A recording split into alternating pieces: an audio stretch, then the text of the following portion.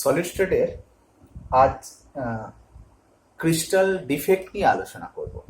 ওকে, তো দেখো বোর্ডে ডিফেক্টের ডিটেল বোর্ডে লেখা আছে। তো কোনো ক্রিস্টালে আগের দিন বলেছি যে পার্টিকেলগুলো যখন থাকে ম্যাক্সিমাম যতটা সম্ভব ক্লোজ প্যাকিং হয়ে থাকে, এবং পার্টিকেলসগুলো নিশ্চয়ই জানো যে ক্রিস্টালের মধ্যে একটা সুশৃঙ্খলভাবে বিন্যস্ত থাকে, একটা পার্টিকুলার ওরিয়েন্টেশনে থাকে, তাই না? ওই জন্যই তো কেলাসাকার প্রোটিন হয়েছিল। এবারে ওই সুশৃঙ্খলভাবে যে সাজানো আছে পার্টিকেলগুলো, সেই সুশৃঙ্খলভাবে সাজানো পার্টিকেল যদি একটু কোনো কারণে ডেভিয়েশন হয়, সাধারণত দেখা গেছে 0 কেলভিন টেম্পারেচার পর্যন্ত কোনো ক্রিস্টাল ঠিকঠাক থাকে। 0 কেলভিন টেম্পারেচারের উপরে নিয়ে গেলে তো ক্রিস্টালের মধ্যে অনেক ডিফেক্ট দেখা যায়। কি হয় না, ওই যে বললাম যে সুশৃঙ্খলভাবে যে পার্টিকেলগুলো সাজানো থাকে, তো সেগুলোটা কিছুটা ডেভিয়েশন হয় আর কি, ত্রুটি বিচ্যুত হয় আর কি। তো তাকেই বলবো ডিফেক্ট আর কি, ক্রিস্টাল ডিফেক্ট। দেখো, ক্রিস্টাল ডিফেক্টের মূলত 3টে ভাগ, একটা প্লেন ডিফেক্ট, একটা পয়েন্ট ডিফেক্ট, একটা line defect. Plane defect, point defect, line defect মানে যদি একটা ক্রিস্টালের মধ্যে পার্টিকেল যে পয়েন্টে থাকে, সেই পয়েন্ট থেকে যদি কোনো একটা পার্টিকেল উঠে চলে যায়, বা কোনো একটা পার্টিকেল যদি কোনো পয়েন্টে এসে বসে, তখন তাকে পয়েন্ট ডিফেক্ট বলবো। লাইন ডিফেক্ট, প্লেন ডিফেক্ট মানে কোনো একটা লাইন বরাবর পার্টিকেলগুলো যদি কোনো ত্রুটি বিচ্ছিত হয়, প্লেন বরাবর হলে যদি ত্রুটি বিচ্ছিত হয় তাকে প্লেন ডিফেক্ট বলবো। এরকম ভাবে ভাগ আছে আর কি। তো মেন তোমাদের সিলেবাসের অন্তর্ভুক্ত হচ্ছে শুধু পয়েন্ট ডিফেক্ট, তো সেটা নিয়ে আমরা আলোচনা করব।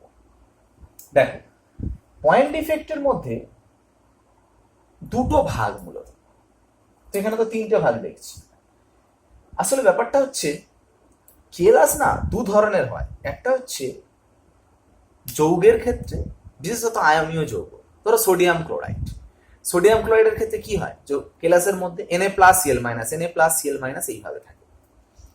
আর কিছু মৌলের কেলাস থাকে, ধরো কপার, হ্যাঁ, তো শুধু কপার থাকে। তো আয়নীয় যৌগের জন্য স্পেশালি পয়েন্ট ডিফেক্টের এই ভাগগুলো। ওকে, আর মৌলের ক্ষেত্রে সাধারণত এই দুটো ডিফেক্ট কার্যকরী হয়। একটা হচ্ছে ভ্যাকেন্সি ডিফেক্ট, একটা হচ্ছে ইন্টারস্টিসিয়াল ডিফেক্ট। দেখো, তোমাকে ছবি দেখালেই তুমি বুঝতে পেরে যাবে ডিফেক্টগুলো কি। জাস্ট যেরকম ওরিয়েন্টেশন থাকার কথা সেখান থেকে কিছুটা ডেভিয়েশন হচ্ছে, তাই তো? একটা ছবি দেখাচ্ছি, দেখো ভালো করে খেয়াল করো। এই ছবিতে এই যে গ্রিন কালারের পার্টিকেল গুলো, ওটা অরিজিনাল পার্টিকেল, যে পয়েন্টে বসে আছে ওটা অরিজিনাল পয়েন্ট, জালক বিন্দু। আর যেখানে ওই হোয়াইট হয়ে গেছে মানে ওখান থেকে দুটো গ্রিন পার্টিকেল উঠে চলে গেছে আর কি। এই ডিফেক্টটাকে কি বলবো, যেহেতু কোনো ক্লাস থেকে কোনো একটা বা দুটো যাই হোক পার্টিকেল যদি নিরুদ্দিষ্ট হয়, কণা নিরুদ্দিষ্ট হয়, তখন তাকে বলবো ভ্যাকেন্সি ডিফেক্ট। ওকে, এরপরে আরেকটা ডিফেক্ট আমি দেখাচ্ছি পাশাপাশি, মানে এটা ভ্যাকেন্সি ডিফেক্ট, এটা দেখালাম। এই ডিফেক্টটা কি, দেখো আরেকটা ছবি দেখাচ্ছি। এই ছবিতে খেয়াল করো, পার্টিকেল যেমন আছে বিন্যস্ত আছে, গ্রিন পার্টিকেল গুলো বাইরে থেকে ওই গঠনকারী মানে পার্টিকেল ওই যে মেন যে ক্রিস্টাল, সেই ক্রিস্টালের মধ্যে ঢুকে গেছে, এবং তাও মেন ল্যাটিস বিন্দুতে নয়, মানে যেখানে গ্রিন পার্টিকেল গুলো আছে সেখানে নয়, মাঝখানের যে গ্যাপ, ওগুলোকে সাধারণত ইন্টারস্টিসিয়াল গ্যাপ বলে। ওই ইন্টারস্টিসিয়াল গ্যাপে কোনো গঠনকারী কণা যদি ঢুকে যায়, তখন সেটাকে আমরা বলবো ইন্টারস্টিসিয়াল ডিফেক্ট। ওকে, তাহলে বোঝা গেল ইন্টারস্টিসিয়াল ডিফেক্ট। এবারে আয়নীয় যৌগের ক্ষেত্রে, আয়নীয় যৌগের ক্ষেত্রে মূলত 3 ধরনের ডিফেক্ট হয়। একটা স্টয়াসিওমেট্রিক, একটা নন স্টয়াসিওমেট্রিক, একটা ইমপিউরিটি ডিফেক্ট। স্টয়াসিওমেট্রিকটা কি, দেখো কোনো ডিফেক্ট হবে অথচ রাসায়নিক সংখ্যানুপাতের কোনো চেঞ্জ হবে না, তখন তাকে বলবো স্টয়চিওমেট্রিক ডিফেক্ট। তবে একটা কথা বলি, এই আয়নীয় যৌগের যত ডিফেক্ট আছে সব ডিফেক্টে কিন্তু ডিফেক্ট হলেও ক্রিস্টালটা কিন্তু নিউট্রাল থাকবে, অর্থাৎ তড়িৎ প্রসম থাকবে। আর রাসায়নিক সংখ্যানুপাতের যদি কোনো পরিবর্তন না হয় তখন স্টয়চিওমেট্রিক, আর যদি সংখ্যানুপাতের পরিবর্তন হয় তখন সেটা নন স্টয়চিওমেট্রিক ডিফেক্ট। সংখ্যানুপাতের পরিবর্তন মানে সিম্পল, ভাবো ধরো সোডিয়াম ক্লোরাইড ক্রিস্টাল আছে, সেখানে Na+Cl- তো ভাবো 25টা সোডিয়াম প্লাস আছে, 25টা Cl- আছে, তার মানে কি অনুপাত কত? 25:25 মানে 1:1।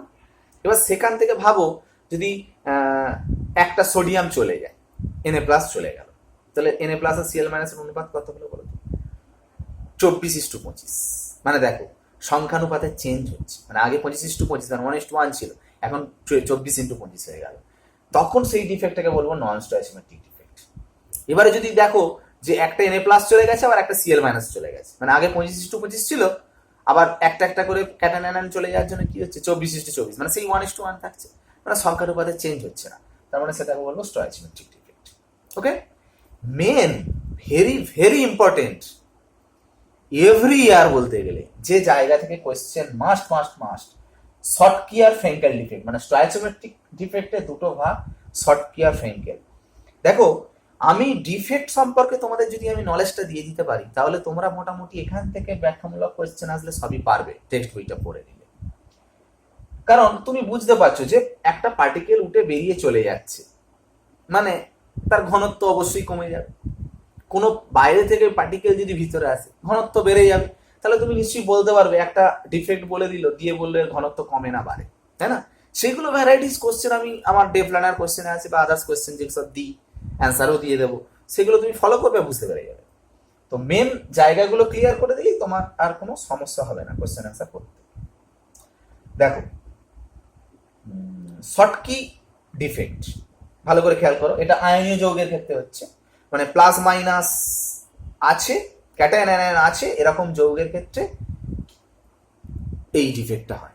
ভালো করে দেখো, দেখো দেখে কি বুঝছো জাস্ট দেখো, একবার দেখাচ্ছি ভালো করে দেখো, যে দুটো গ্যাপ সৃষ্টি হয়েছে দেখো সাদা, দেখো M+ আর X- দিয়ে তৈরি, তো দেখো একটা M+ চলে গেছে আর একটা X- চলে গেছে। ভালো করে দেখো, উপরের X- চলে গেছে আর নিচে থেকে একটা M+ চলে গেছে, মানে সমসংখ্যক ক্যাটায়ন এবং অ্যানায়ন কেলাস থেকে নিরুদ্দিষ্ট হচ্ছে, তখন সেটাকে বলবো শর্টকি ডিফেক্ট। তার মানে এটা ডেন্সিটি মানে ঘনত্ব হ্রাস পাবে অবশ্যই।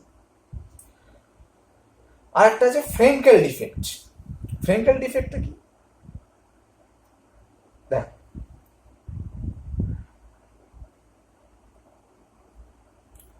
ফ্রেঙ্কেল ডিফেক্ট দেখো, দেখো দুটো গ্যাপ ঠিক কথা, দুটো সাদা, কিন্তু দেখো মাঝখানে আবার ভিতরে দুটো M+ এসছে। কোথা থেকে এসছে? বাইরে থেকে নয়, কিন্তু ওই যে সাদা যে পজিশন সেখান থেকে উঠে এসে ওখানে বসেছে, মানে মেন যে ল্যাটিস বিন্দু, মেন পজিশন, সেখান থেকে উঠে সাধারণত ক্যাটায়ন, দেখো ক্যাটায়নগুলি হয়েছে অন্য কোনো ইন্টারস্টিসিয়াল পজিশনে যখন স্থান দখল করে তখন সেটাকে বলা হচ্ছে ইন্টারস্টিসিয়াল ডিফেক্ট। ওকে, এই সরি ফ্রেঙ্কেল ডিফেক্ট।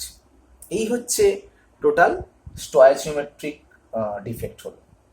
এরপরে আমরা আসবো নন স্টয়চিওমেট্রিক ডিফেক্টে। দেখো নন স্টয়চিওমেট্রিক ডিফেক্টে দুটো ভাগ, একটা মেটাল এক্সেস ডিফেক্ট, একটা মেটাল ডেফিসিয়েন্সি ডিফেক্ট। আচ্ছা, আগে মেটাল এক্সেস ডিফেক্টে আমি যাচ্ছি।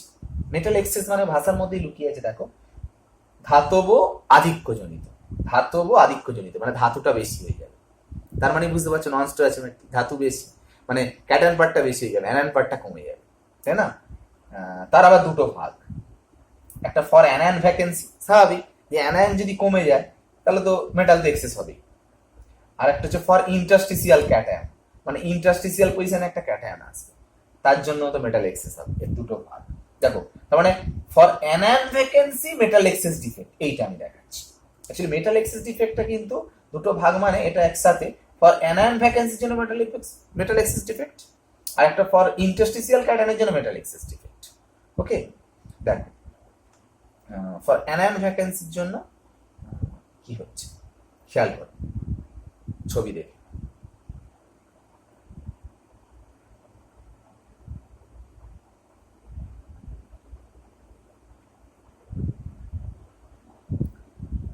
দেখো ভালো করে দেখো, একটা হোয়াইট গ্যাপ কে চলে গেছে বলো তো? মেটাল চলে গেছে, তাই না? সরি সরি সরি, মেটাল নয়, অ্যানায়ন চলে গেছে, এক্স মাইনাস চলে গেছে। দেখো কিন্তু এক্স মাইনাস চলে গেছে, কিন্তু দেখো ওই যে জায়গা থেকে এক্স মাইনাস চলে গেছে সেখানে দেখো একটা ইলেকট্রন রেখে গেছে। ভালো করে দেখো, খেয়াল করে দেখো, যে জায়গা থেকে এক্স মাইনাস চলে গেছে, যে গ্যাস সাদা জায়গাটা দেখো, সেখানে দেখো একটা ইলেকট্রন রেখে গেছে। তার মানে এক্স মাইনাস অ্যানায়ন বেরিয়ে যাওয়ার সময় মাইনাস চার্জ অর্থাৎ ইলেকট্রনটা ওই পজিশনে রেখে গেছে, গিয়ে শুধু অ্যানায়ন পার্টটা বেরিয়ে গেছে। তার মানে ক্যাটায়ন তো এক্সেস হচ্ছে, ওই জন্য for anion vacancy metal excess defect. তবে এখানটা একটা কথা, ওই যে ইলেকট্রনটা রেখে গেছে না, এই ইলেকট্রনটা রেখে গেছে যেখানে, ওটাকে বলা হয় সাধারণত এফ সেন্টার। কারণ ওই ইলেকট্রনটা বাইরে থেকে লাইট অ্যাবজর্ব করে, আলোক রশ্মি শোষণ করে, যে আলোক রশ্মি যে পার্টটা শোষণ করে তার পরিপূরক বর্ণ মানে কমপ্লিমেন্ট কালার সে বিকিরণ করবে। কারণ ওই ইলেকট্রনটা লাইট অ্যাবজর্ব করে কি এক্সাইটেড স্টেটে যাবে এবং তার কমপ্লিমেন্ট কালার মানে পরিপূরক বর্ণটা সে কি করবে, ছাড়বে, বিকিরণ করবে। তার জন্য ওই ক্রিস্টালটাকে আমরা কিন্তু কালারফুল দেখবো, মানে রঙিন দেখবো। এখানে বিভিন্ন ভ্যারাইটিস কোশ্চেন আছে, আমি কোশ্চেন দিয়ে দেবো, অ্যান্সারগুলো পাঠিয়ে দেবো, দেখবে। সোডিয়াম ক্লোরাইডকে সোডিয়াম সহ উত্তপ্ত করলে সাদা থেকে কেন হলুদ হয়ে যায়? ওই ইলেকট্রনটা আসছে বলে তার এক্সাইটমেন্টের জন্য এই জিনিসগুলো ঘটে। ইলেকট্রন এক্সাইটেড হওয়ার জন্য কমপ্লিমেন্ট কালার মানে যে লাইট অ্যাবজর্ব করে তার পরিপূরক বর্ণটা সে বিকিরণ করে, তার জন্য সেই ক্রিস্টালটাকে আমরা কালারফুল দেখছি। আরেকটা হচ্ছে ফর ইন্টারস্টিসিয়াল ক্যাটায়ন, মানে ইন্টারস্টিসিয়াল পজিশনে ক্যাটায়ন থাকার জন্য মেটাল এক্সেস ডিফেক্ট। ওকে, এইটা একটা ছবি আমি দেখাচ্ছি, দেখলে কিন্তু পুরোটা আইডিয়া হবে না, আমি এটা বোর্ডে এঁকে বোঝাতে হবে। ভালো করে দেখো,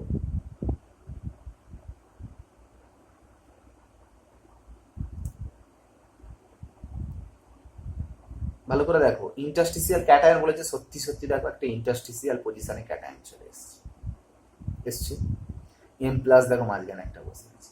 তবে কোনো আর একটা ইন্টারস্টিসিয়াল পজিশনে দেখো আবার একটা ইলেকট্রন চলে এলো, এটা কেন হলো, তাই না? এইটা নিয়ে আমরা একটু আলোচনা করব। দেখো আমি এই জায়গাটা একটু জাস্ট এই করছি, মুছছি এইখানটায়। এটা কি হয় দেখো, ধরো এটা ধরো ক্যাটায়ন, এটা অ্যানায়ন, এটা ক্যাটায়ন, এটা অ্যানায়ন, এটা ক্যাটায়ন, এটা অ্যানায়ন, এটা ক্যাটায়ন, এটা অ্যানায়ন, এটা ক্যাটায়ন, এইভাবে ধরো ক্রিস্টালটা আছে। এগুলো ধরো এম প্লাস আর এগুলো ধরো X minus, M plus X minus, M plus X minus, M plus, এইভাবে আছে। এখন কথাটা হচ্ছে যে কি হয়, এই যে এক্স মাইনাস, এই এক্স মাইনাস ইলেকট্রনটা ছেড়ে এক্স হয়ে বাইরে বেরোয়, এবং তাও এক্স হয়ে বেরোয় না, হাফ এক্স টু হয়ে বেরোয়, মানে গ্যাসীয় মৌল রূপে বাইরে বেরিয়ে যায়।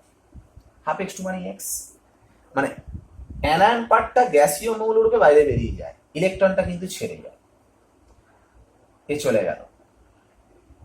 কি হয়, ক্রিস্টালের মধ্যে একটা ভারসাম্য নষ্ট হয়ে যায়, কারণ এর পাশে এক্স মাইনাস ছিল, তখন মেটাল এর পাশের যে আর একটা মেটাল আয়ন না, সেই মেটাল আয়নটাও ওই পজিশন ছেড়ে চলে গিয়ে অন্য একটা ইন্টারস্টিসিয়াল পজিশনে গিয়ে বসে।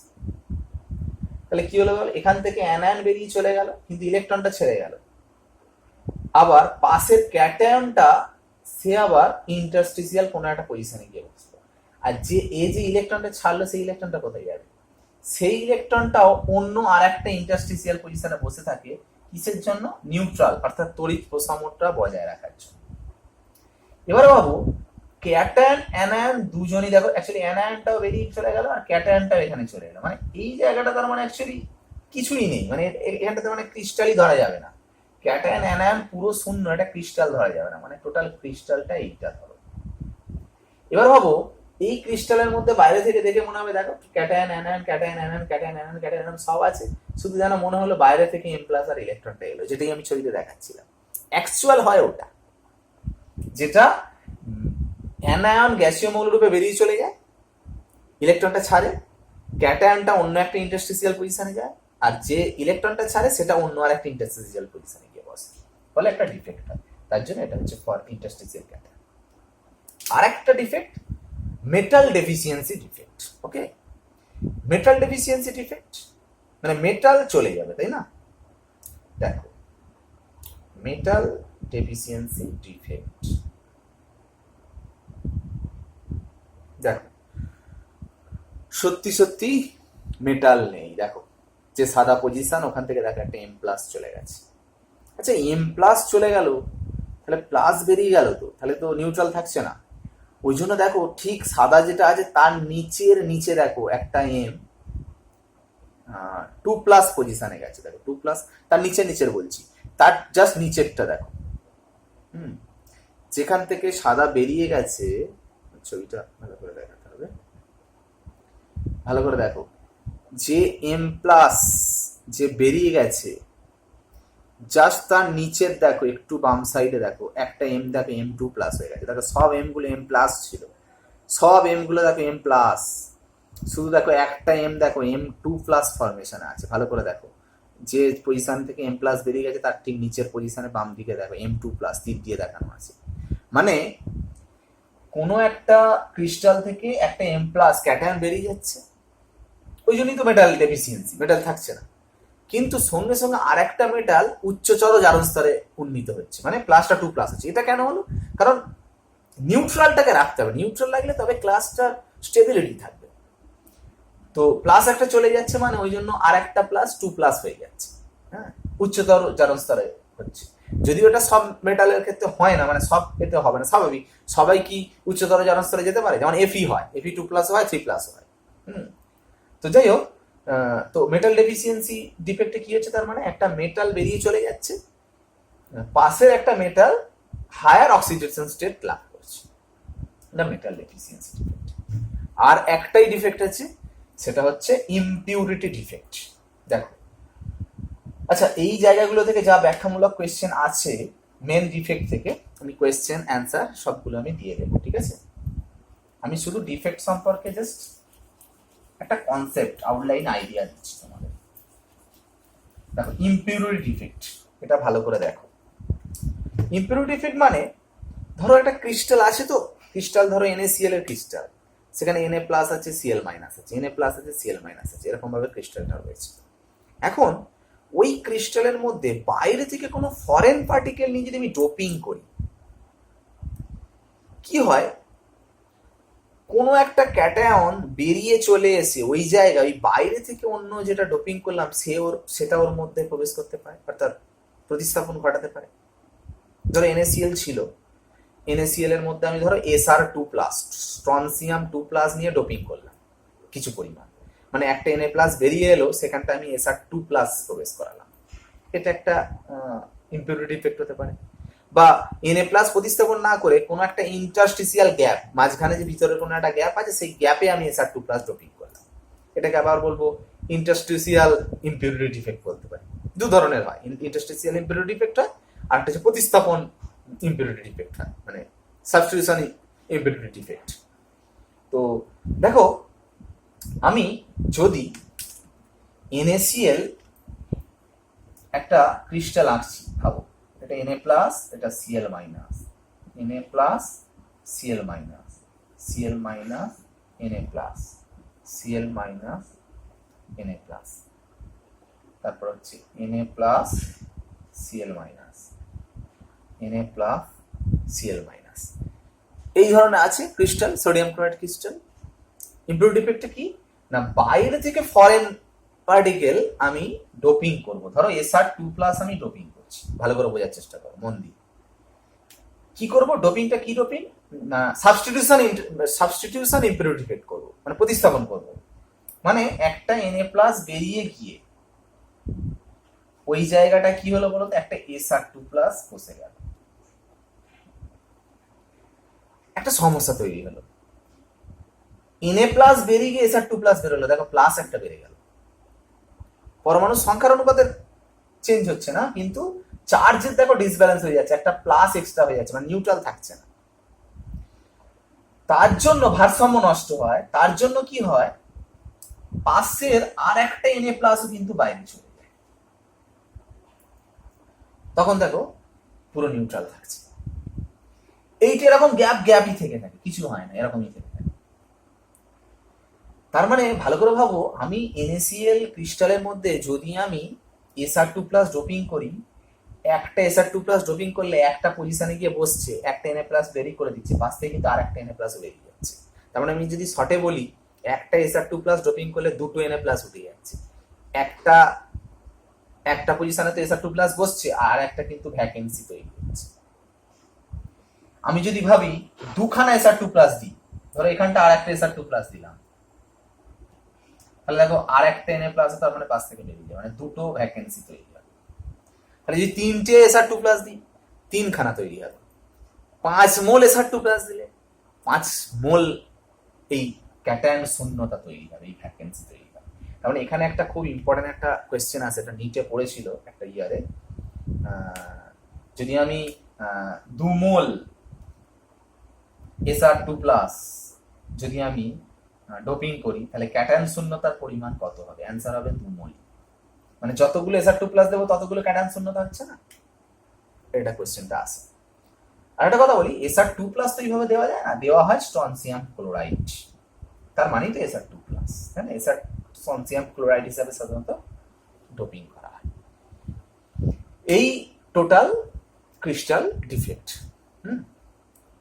তো ডিফেক্ট গুলো দেখো, আর যে কোয়েশ্চেন গুলো দেবো অ্যান্সার গুলো করে নেবে, তারপর আমি কিছু অ্যান্সার পাঠিয়েও দেব। নেক্সট ক্লাসে আমরা যাব যেটা ব্যান্ড থিওরি। আর দুটো ক্লাসও নেই, একটা ক্লাস আর একটুখানি হয়তো হবে, সেটা একটা ক্লাসে কিভাবে হয় দেখছি, চেষ্টা করে যদি করে দেওয়া যায়। ব্যান্ড থিওরি নেক্সট ক্লাসে হবে। ওকে, বাই।